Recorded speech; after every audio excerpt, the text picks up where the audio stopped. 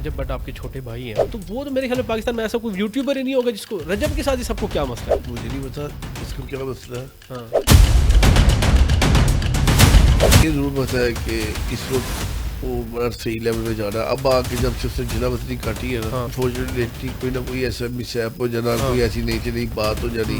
मलिक साहब इस वजह से रजब बट के साथ इधर उधर होते हैं कि उनको ना वो स्क्रीन चाहिए, ये उसके पास स्क्रीन है। मैं इनकी स्क्रीन के लिए बैठा हूँ। क्या रजब बट से पहले मुझे कोई नहीं जानता था। 2018 का मुझे उस वक्त 48,000 वोट पड़ा था। डॉक्टर नबिया जो नैरेटिव बिल्ड कर देते सोसाइटी पे, डॉक्टर नबिया ने मेरे से लास्ट टाइम मदद कर ली थी। कराची के अंदर ये जो सिनेरियो बना, आप वैसे क्या समझते हैं इनिशियली इब्तदाई इसकी वजह क्या बनी? मेरी यार अच्छी आवाज़ नहीं आ रही कराची वालों की तरफ से, तो यहाँ एहतियात करें। सिंध लॉ और पंजाब लॉ, पंजाब बार सॉरी, इनके मेंबर की कोई अच्छी नहीं है। तो मैं नहीं समझता कि हम ये नए प्रोपोगंडे का हिस्सा बने।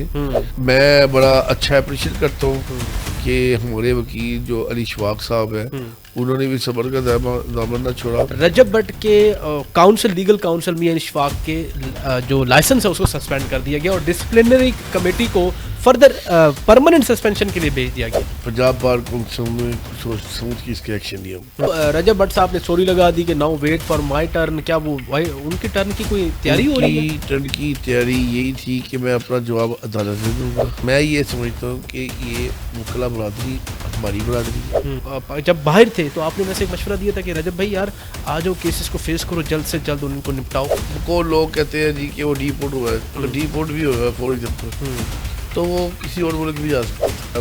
हमने अपने मुल्क के केसेस फेस नहीं करने तो किसके करने हैं? अब ये कहा जा रहा है कि लाहौर में भी ये किया जाएगा सॉफ्टवेयर अपडेट। ऐसे ये मैं वीडियोस देख रहा हूँ सोशल मीडिया के ऊपर। लाहौर के मुकरा बड़े सुलझे हुए और बड़े बात हो गए, लेकिन यहाँ पे मैं नहीं समझता कोई ऐसी ऐसी बात हो। ठीक है, यहाँ पे एहतियात ही होगी और एहतियात से काम लेंगे। अली इशफाक साहब को जो है वो उनका क्योंकि लाइसेंस अभी आर्जी तौर पर सस्पेंड कर दिया गया, वो क्या फर्दर फिर वो बट साहब जो है क्या लीगल टीम कुछ नई अब वो बनाएंगे कहेंगे? ये टीम होगी, अल्लाह खैर करेगा। वैसे आप कराची जाते तो साथ तो मामला मेरे ख्याल में डिफरेंट हो सकता था मे बी। मेरी बात सुने, मैं तुम सुलाओ को बंदा। इस सारे सिनेरियो के अंदर आपको या रजब बट को किसी बिग ब्रदर का भी राब्ता हुआ? और इस कदर झूठ बोल रहा है। रजब का और डक्की का एक चीज का फर्क है, डक्की के पास बाजू नहीं थे, रजब के पास बाजू। रजब के पास बाजू होते हुए भी जो कराची में सिनेरियो हुआ है, कराची वाला मामला ऐसा नहीं हुआ, बताया नहीं जैसे इस तरीके से। अच्छा, ये कहाँ आप आ गए हैं डिजिटल प्लेटफॉर्म्स पे? आपकी बैठक तो सर वो आजकल तो मैंने सुना बिग ब्रदर वाला भी रोल अदा कर रहे हैं। देखिए जो बिग ब्रदर है वो वाकई बिग ब्रदर है, उनको मेरी तरफ से सलूट है। तो ये है कि एक मेरा छोटा भाई बना हुआ है, वही मुझे सोशल मीडिया के ऊपर लेके आया है और आज लोग प्यार बड़ा करते हैं सोशल मीडिया की वजह से। एक हकीकत क्या है, तो ये सोशल मीडिया में जो दिखाया जाता है वो हकीकत नहीं है। मतलब कि आप ये कहना चाह रहे हैं आपके छोटे भाई भी तो यूट्यूबर है ना, और वो भी कंटेंट बनाते हैं, तो वो भी क्या झूठ बनाते हैं? अक्सर ऐसी चीज़ें आती हैं जो हकीकत परस्त नहीं होती। बेहतरीन जा रही है। फ्यूचर कोई प्लान है आपका किसी पे स्टैंड करने का, किसी सीट पे? जल्दी इलेक्शन भी आ रहे हैं, हम अपने बंदों को उससे तैयारी भी करवा रहे हैं। मैं खुद भी इंशाल्लाह इलेक्शन लास्ट टाइम भी लड़ा था, आगे भी लड़ूंगा इंशाल्लाह। रिसेंटली आपने एक वीडियो देखी होगी सेनेटर पलवश शाह खान के साथ अलीम खान साहब का एक थोड़ा तकरार वगैरह जो मसला हुआ है। लोगों की कमीशनें बंद हो गई तो लोगों की चीखें भी ना निकले। अच्छा, चीखें निकल रही है। सी बात ये है। अस्सलाम वालेकुम नाज़रीन, एजीएन पॉडकास्ट के साथ उमर शरीफ लगारी हाजिर खिदमत है। नाज़रीन, आज ख़ास तौर पे आज ऐसा पॉडकास्ट होने जा रहा है जिसमें हमने ख़ास तौर पे सोसाइटी के हवाले से बात करनी है pertaining to the social media के। सोशल मीडिया पे बहुत सारी ऐसी चीज़ें हैं जो फ्रिवलस तरीके से पोर्ट्रे की जाती हैं और नाजरीन जो है ख़ास तौर पे हमें कंट्रोवर्सीज़ देखने को मिलती हैं। हम टिकटॉक की बात करें, हम यूट्यूब की बात करें, क्योंकि जिस पर्सनैलिटी को मैंने आज इनवाइट किया है वो ख़ास तौर पे वो बिग ब्रदर वाला आजकल रोल अदा कर रहे हैं और बहुत सारे ऐसे इन्फ्लुएंसर्स हैं जिनके साथ उनका राब्ता होता है। तो मैं वन एंड ओनली बात कर रहा हूँ मलिक ज़मान नसीब साहब। अस्सलाम वालेकुम मलिक साहब। جی وعلیکم السلام. ملک صاحب کیسے مزاج ہیں آپ کے؟ الحمدللہ جی اللہ کا بڑا کیسی زندگی گزر رہی ہے؟ ہم اگر آپ کی پرسنل جرنی سے تھوڑا پوڈ کاسٹ کا سٹارٹ کریں تو ایک آپ کا جیسے میں نے تھوڑی بہت ریسرچ کی تو آپ کا جو ایرا تھا وہ ایرا جب آپ نے ایز اے مڈل کلاس یا لوور مڈل کلاس سٹارٹ کریں آپ نے ویسے زندگی سٹارٹ کی. آج اللہ نے اتنی عزت نواز دی, ارد گرد آپ کے لوگ ہی لوگ ہوتے ہیں. کیسی پھر لائف ہے وہ؟ کیسی لائف تھی اب کیسی ہے؟ اب بھی بہت اچھی ہے جی الحمدللہ, تب بھی بہت اچھی تھی جی الحمدللہ. اللہ کا بڑا کرم ہے کہ میرے اللہ تعالیٰ کی احسان ہے میرے پہ کہ اس طرح اللہ تعالیٰ نے مجھے نوازا. اس میں لوگ محبت کرتے ہیں, لوگوں میں پیار ہے, اور یہ میرا سب کچھ میری ماں باپ کی دعاؤں کے صدقے ہے. بہت بڑی بات ہے. ویسے آپ نے کہ وہ وقت بھی میرا اچھا تھا, لیکن کچھ چیزیں اگر آپ آڈینس کو انسپائر کرنے کے لیے بتائیں کہ آپ کو یہاں تک آپ پہنچے, کس سٹیج سے پہنچے, کیا مین ایونٹس تھے جو آپ کے ٹرننگ پوائنٹ تھے؟ دیکھیں جی انسان کو نا روز سیکھنے کو ملتا ہے. آج بھی اگر اس اسٹیج پہ بیٹھا ہوں تو کچھ سیکھ کے جاؤں گا اور اس کو اپنے میں امپلیمنٹ کروں گا, پھر اپنا ایک نیا ویژن, نیا لشک, نیا مقصد لے کے نکلوں گا. تو تب بھی تب جنوری تھی تو بس یہی تھا کہ کچھ کرنا ہے. تو یہی اسٹرگلنگ ٹائم تھا, نکلے ہیں, اللہ کا کروڑا شکر ہے.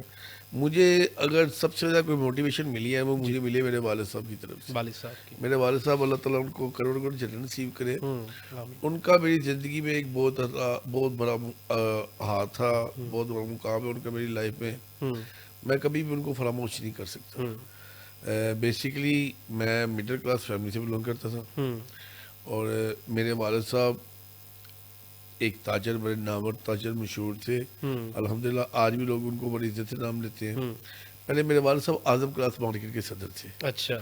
تو وہاں سے میں نے اپنی جرنی کا آغاز کیا. تو چلتے رہے بس سڈنلی کچھ ایسا ہوا, پنجابی میں کہتا ہے کچھ شریکہ, وہ ایک فیملی ممبر نے کوئی ایسی بات کر دی, وہ یہاں میں فٹ ہو گئی.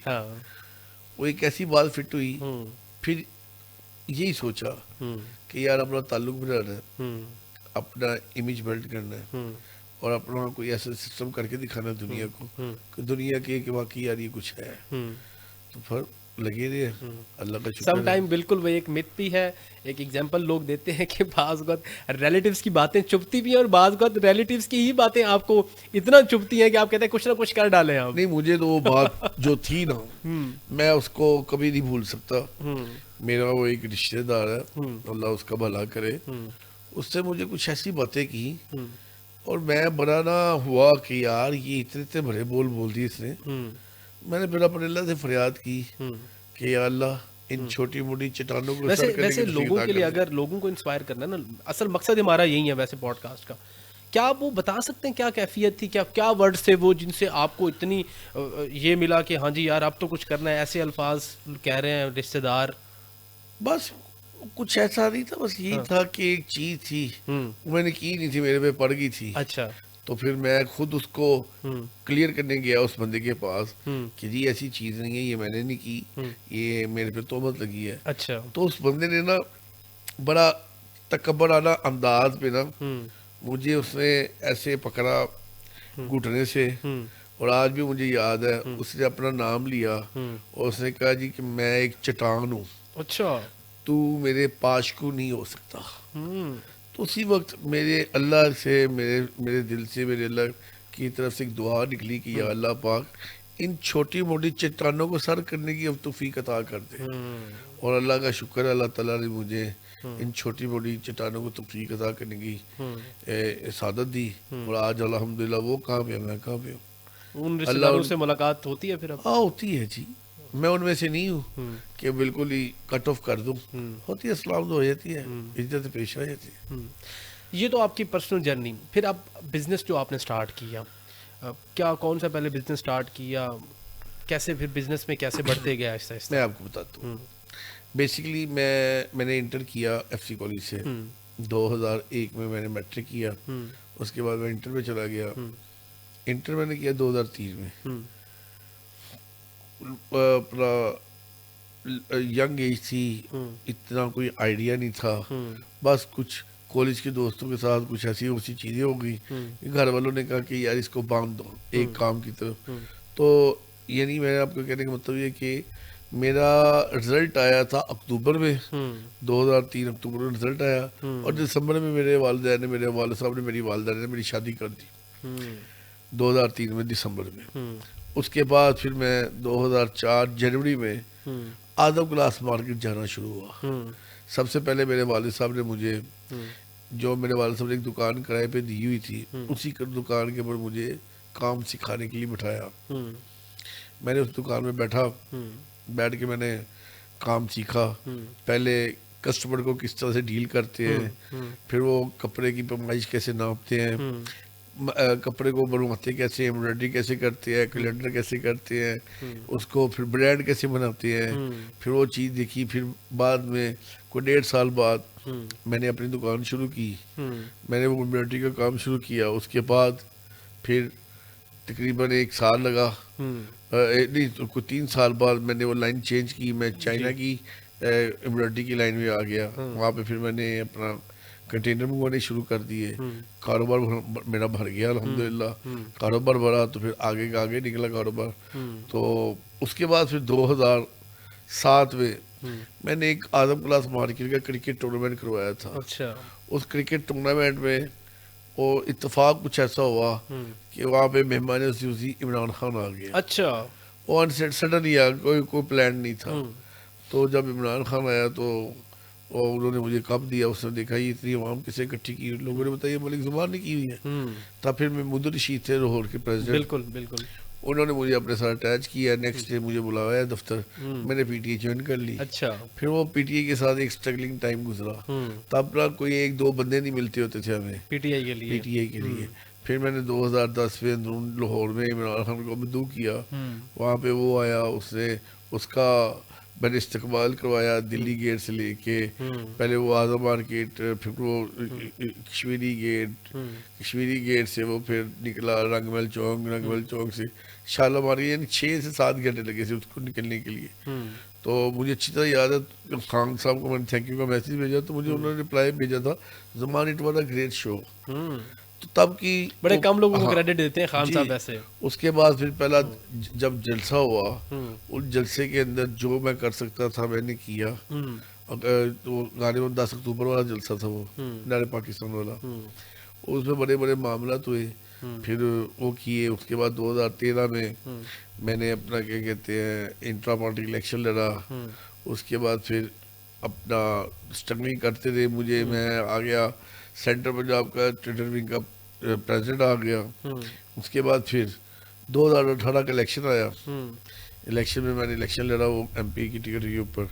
میرا مقابلہ حمزہ شہباز صاحب کے ساتھ ہوا تھا. ان کے مقابلے میں 48,000 ووٹ پڑ گیا. اور جب government I P T I کی ٹکٹ, ہاں پی ٹی کی ٹکٹ پہ گورنمنٹ آئی, پھر دیکھا گورنمنٹ کیا ہوتی ہے کیونکہ ہم نے ساری زندگی اپوزیشن کی سیاست کی تھی.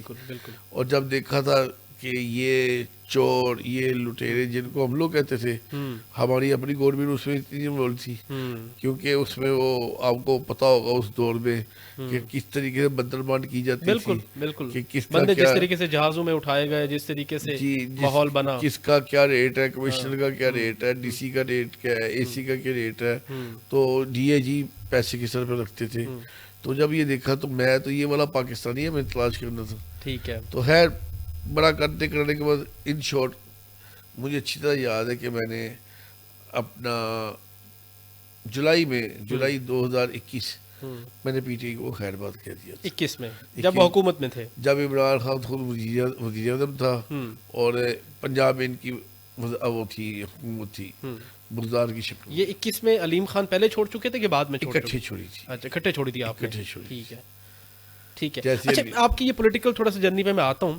تھوڑا سا اعظم مارکیٹ کے حوالے سے, اس وقت آپ پریزیڈنٹ خود ہیں, آپ اعظم مارکیٹ کے. ابھی ایک ویڈیو بھی وائرل ہوئی تھی, مارکیٹ میں پارکنگ کا بڑا ایشو ہے, کچھ مسائل ہیں.